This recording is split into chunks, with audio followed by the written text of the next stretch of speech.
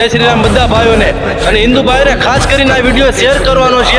જે કટ્ટર હિન્દુ હોય ને, ગાડીમાં કટ્ટર હિન્દુ લખાવે છે, એ ભાઈનું એટલું જ કહું છું, જો તમારું લોહી ઉકળતું હોય ને તો આ વિડીયો શેર કરી દેજો અને બધા ભાઈઓને કહી દેજો કે આ ભોળવાને પકડવાનો છે ગમે નથી.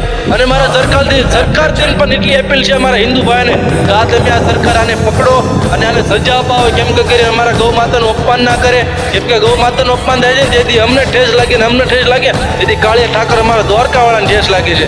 એટલે તો કહું છું. અને અમુક ભાઈઓ એ પણ વિચારે કે મારે ફેમસ થવું એ માટે વિડીયો તો ના ભાઈ, ફેમસ નથી થવું.